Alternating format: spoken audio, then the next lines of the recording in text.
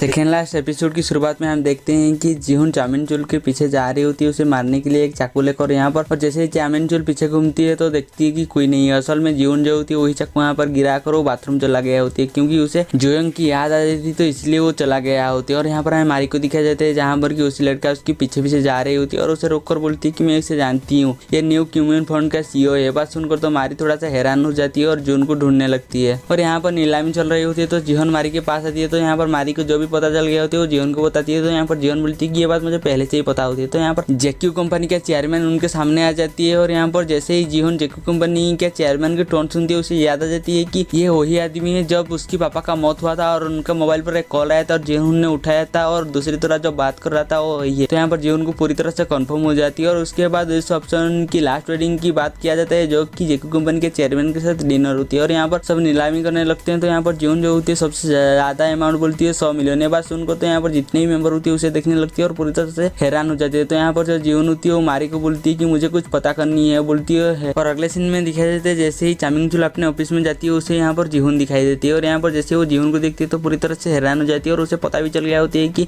जीहुन ने मुझे पहचान लिया है। और यहाँ पर जैसे उसके पास जाती है तो जीहुन उसे पूछती है तूने ही जीहुन को मारा है ना। तो ये बात सुनकर जो चामिनचुल अपने जेब से एक छुरी निकालती है तो यहाँ पर जीहुन जो होती है थोड़ा सा घबरा जाती है और बोलती है कि छुरी मत निकाल, मुझे डर लग रहा है। और यहाँ पर जैसे ही चामिनचुल जीहुन के पास जाने लगती है तो जीहुन यहाँ पर पीछे पीछे जाने लगती है और बोलती है कि मेरे पास आ जाओ। यहाँ पर जो चामिनचुल होती है उसे तो बहुत ज्यादा मजा आ रही होती है और उसके पास जाने लगती है। तो यहाँ पर जो जीहुन होती है एक बोकू उठाती है और उससे पीटने लगती है। और यहाँ पर जो चामिनचुल होती है वो नीचे गिर जाती है। तो यहाँ पर जो जीहुन होती है वही चाकू उठाती है और चामिनचुल को मारने के लिए जाती है। और जैसे वो मारने वाला होती है उससे जीहुन को बात याद आ जाती है कि किसी को भी मारना नहीं चाहिए और कानून के हिसाब से चलना चाहिए। तो यहाँ पर जो जीहुन होती है वो रुक जाती है और उसे बोलती है कि तूने जिसको मारा था उसकी बात नहीं, तुझे बचा लिया बोलती है। और यहाँ पर चाकू नीचे गिराकर अपने गाड़ी से जाने लगती है और जाकर अपनी वर्कशॉप में जाती है। और यहाँ पर मारी की दादाजी का फोटो भी यहीं पर लगा देती है। और दूसरी तरह हमें मारी को दिखाया जाता है जहाँ पर कि जेक्यू कंपनी के बारे में रिसर्च कर रही होती है। इस टाइम पर मुजांग मारी के पास से जाती है और बोलती है कि चियोन 100 मिलियन कहाँ से लेकर आएगा। तो यहाँ पर मारी उसे बोलती है कि मुझे मिस्टर चियोन को देखकर ऐसा नहीं लग रहा था कि उसे पैसे की जरूरत है, क्योंकि वो पहली बार एक मस्त धासु गाड़ी से बोल रहा था। तो यहाँ पर जो उन दोनों बात कर रहे होते हैं इस टाइम पर चियोन आ जाती है और यहाँ पर उसने बोलती है कि हमें 100 मिलियन की जरूरत नहीं है। तो यहाँ पर जो मारी होती है वो पूछती है कि तुम्हें तो कुछ पता करना था ना। तो यहाँ पर जो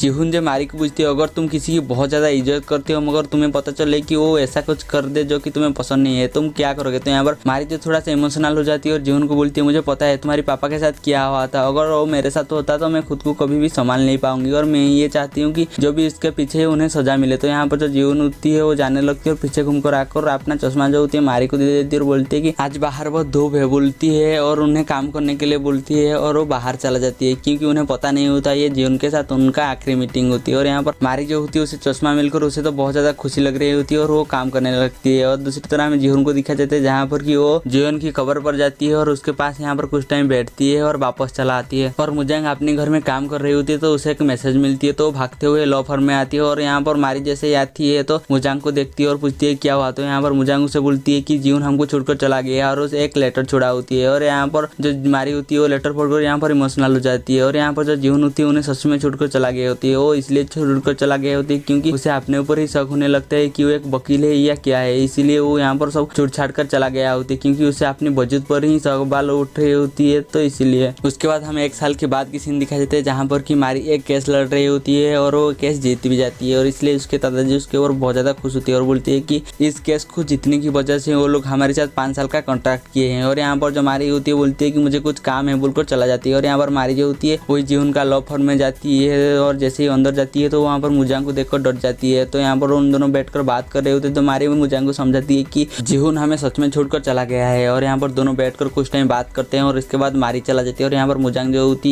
है वहीं पर खड़ा हुआ होकर वो जीहुन को याद कर रही होती है। और यहाँ पर जीहुन को दिखाया जाता है जहाँ पर कि वो बैठकर मस्त कॉफी पी रही होती है। तो एक लड़की आकर उसे बोलती है कि मारी का बर्थडे है तुम आ जाना जरूर। तो यहाँ पर जो जीहुन होती है कुछ सोचती है और यहाँ पर हाँ बोल देती है और उसके बाद वो लड़की यहाँ से चला जाती है। दूसरी तरह मारी को दिखाया जाता है जहाँ पर कि वो अपना ऑफिस में बैठा हुआ होती है तो उसके पास मिनियोग आती है और बर्थडे विश करती है और बोलती है चलो पार्टी करने के लिए बाहर डिनर पर चलते हैं। तो यहाँ पर मारी जो होती है मना कर देती है और बोलती है कि मुझे यूजिन के साथ खाना खाने जाना है बोलती है और यहाँ पर मिनियोग को भेज देती है। दूसरी तरह हमें जीहुन को दिखाया जाता है जहाँ पर कि वो एक गाँव से निकलकर और एक गाँव में जाती है। तो यहाँ पर उसकी एक बूढ़ी औरत स्वागत करती है और उसे लेकर अपने गाँव लोग के पास जाती है। तो यहाँ पर जो होती है जीहुन सबको केस के बारे में समझाती है और एक लॉ फर्म के बारे में बताती है वहाँ पर जाना है। तो यहाँ पर एक आदमी बोलती है तुम भी तो लॉयर हो, तुम भी तो केस लड़ सकते हो। तो यहाँ पर जीहुन ने बता दिया है कि मैं लॉयर जरूर हूँ मगर अभी मैं प्रैक्टिस नहीं कर रही हूँ। ये बात को लेकर वहाँ पर एक आदमी भड़क जाती है और बोलती है कि ये लॉयर नहीं है, बोलकर वो लड़ने लगती है। तो यहाँ पर वो बूढ़ी औरत बीच में आ जाती है और वो बूढ़ी औरत उसके साथ लड़ने लगती है। और यहाँ पर जो जीहुन होती है उसे सबको रोकती है और बोलती है कि क्या मैं सच में तुम्हें लॉयर नहीं लगती। तो यहाँ पर काफी लोग बोलते हैं कि तुम लॉयर नहीं लगते। तो यहाँ पर जीहुन जो होती है उन्हें एक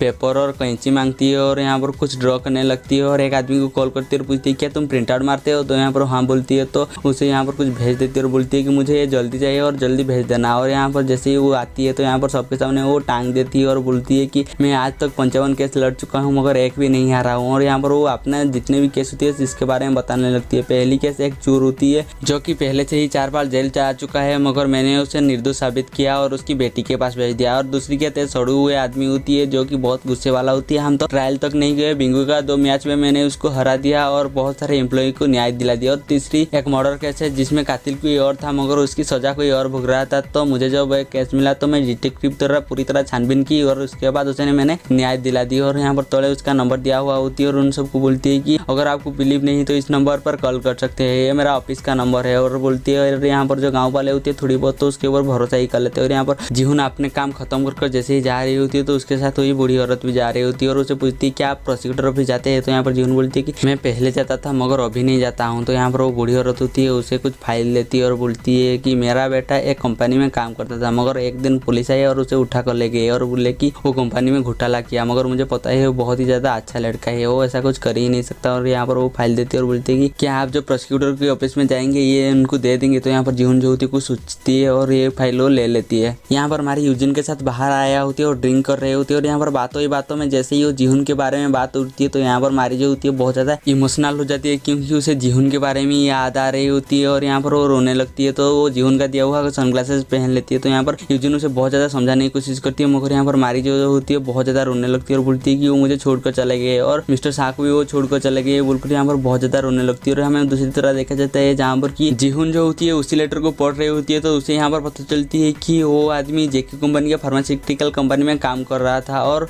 उसे इसीलिए जेल हुआ क्योंकि वो अपनी कंपनी में घोटाला किया था। और यहाँ पर जीहुन जैसे ही जेके की फार्मास्यूटिकल कंपनी के बारे में रिसर्च करती है तो उसे पता चलती है कि जेके की फार्मास्यूटिकल कंपनी कुछ अपने हिसाब से लॉ चेंज करना चाहता था। तो यहाँ पर जीहुन को सोचती है और अगले दिन रेडी होती है प्रोसिक्यूटर ऑफिस जाने के लिए। और दूसरी तरफ मारी को दिखाया जाता है जहाँ पर कि वो एक केस जीत गया होती है और जिसके लिए वो जीता होती है वो तो बहुत ज़्यादा खुश होती है और उसे डिनर पर इन्वाइट कर रही होती है। और यहाँ पर जाते हुए हमें जीहुन को दिखाया जाता है जहाँ पर कि जीहुन उसी फाइल को प्रोसिक्यूटर को दे दिया होती है और यहाँ पर मारी भी जीहुन को देख लिया होती है और उसके पीछे पीछे भागती है और उसे दूर से रुक कर पूछती है क्या तुम जीहुन हो ना। तो यहाँ पर जैसे ही जीहुन मना करती है तो यहाँ पर मारे बोलती है वहीं पर रुको मैं आ रही हूँ बोलती है और यहाँ पर उसके पीछे भागती है। तो यहाँ पर जीहुन जो होती है वो भी भागने लगती है और बोलती है कि जंगली बिल्ली मेरा पीछा क्यों कर रहा है बोलकर यहाँ पर वो भागने लगती है और लिफ्ट में चला जाती है। और यहाँ पर जो मारी होती है वो पहुंच नहीं पाता और यहाँ पर जैसे ही लिफ्ट नीचे पहुंचती है तो जीहुन जो होती है चारों तरफ से देखने लगती है और जाने लगती है और पीछे से उसके कंधे के ऊपर कोई हाथ रख देती है। और यहाँ पर जैसे ही वो घूमती है तो देखती है कि वो मारी है और यहाँ पर मारी जो होती है जीहुन के ऊपर बहुत ज्यादा भड़का हुआ होती है और उसे बोलती है कि इतने दिन तक तुम कहाँ थे। और यहाँ पर वो बहुत ज्यादा जोर जोर से बोल रही होती है तो लोग उन्हें घूर घूर कर देखते। तो यहाँ पर जीहुन से बोलती है कि यहाँ पर बहुत ज्यादा लोग हैं, हम बाहर जाकर बात करते हैं। तो यहाँ पर जो मारी होती है जीहुन को बोलती है कि मुझे बिल्डिंग के पीछे मिले, अगर आप भागने की कोशिश करेंगे तो मैं तुम्हें मार डालूंगा बोलती है और यहाँ से चला जाती है। और यहाँ पर जीहुन जो होती है साइड में एक गार्ड खड़ा हुआ होती है उसके पास जाती है और बोलती है कि इस कन्या ने मुझे मौत की धमकी दी है। असल में इस गार्ड को सुना नहीं होती और यहाँ पर जो मुजांग होती है उसे ही पता चल गया होती है कि जीहुन वापस आ गया है तो वो भी उससे मिलने के लिए जाती है। और यहाँ पर जीहुन जो होती है खड़ा हुआ होती है उससे बहुत ज्यादा बोर लग रही होती है। तो यहाँ पर जैसे ही मारी जीहुन के लिए एक फुलदस्ता लेकर आ रही होती है तो यहाँ पर जीहुन बोलती है कि ये सब की क्या जरूरत है। तो यहाँ पर जैसे ही मारी पहुंचती है तो वही फुलदस्ता से वो जीहुन को पीटने लगती है। तो यहाँ पर जीहुन जो होती है उसे रुकने लगती है और बोलती है मुझे मार क्यों रही हो। तो यहाँ पर जो मारी होती है बोलती है कि तुमने हमें धोखा देकर चला गया और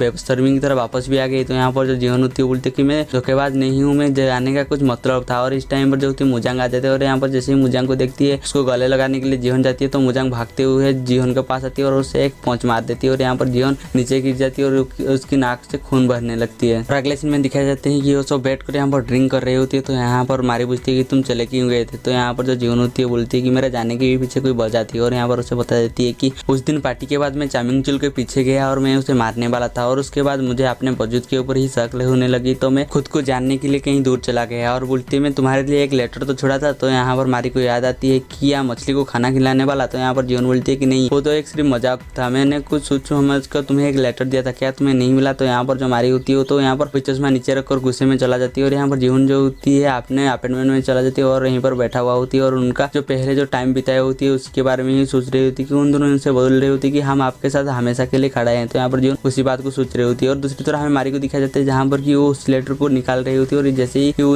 रखने वाला होती है तो देखती है कि नीचे और भी एक लेटर है और यहाँ पर वो खुलकर देखती है कि और जीवन जो भी बोला होती है वहीं पर बिल्कुल वहीं लिखा होती है। और दूसरे दिन दिखाया जाता है जहाँ पर कि जीवन जो होती है अपनी पुराना लॉ ऑफिस में जाती है तो देखती है कि मोजंग यहीं पर काम कर रही होती है और यहाँ पर उसके पास जाती है और उसकी गले लगा लेती है और यहाँ पर दोनों जैसे ही बात कर रही होती है इस टाइम पर पिस्चू आ जाती है और उससे अपने रेंट मांगते हैं। तो यहाँ पर जो जीवन होती है अपने सारे रेंट दे देती है। उसके बाद जो होती है मारी आती है और यहाँ पर जो जीवन होती है उन दोनों को मिलती है चलो पहले जैसा काम करते हैं। तो यहाँ पर मारी तो पहले से थोड़ा सा नखरा दिखाती है मगर उसके बाद वो राजी हो जाती है एक साथ काम करने के लिए। और अगले दिन जीवन मारी को एक बिल्डिंग के सामने बुलाती है और यहाँ पर अंदर जाने के लिए बोलती है। तो यहाँ पर मारी पूछती है क्यों। तो यहाँ पर जीवन बताती है कि हमें यहाँ पर एक न्यू केस मिलेगा। तो यहाँ पर जो मारी होती है पूछती है कि इतना जल्दी एक न्यू भी केस मिल गया। और यहाँ पर दोनों जो होती है उसी बिल्डिंग के अंदर जाती है तो देखती है कि चामिनजुल सामने बैठा हुआ होती है और यहाँ पर एक दूसरे को देखो तो बहुत ज्यादा हैरान हो जाती है और यहीं पर हमारी एपिसोड खत्म हो जाती है। हम जल्दी ही मिलेंगे नेक्स्ट एपिसोड में।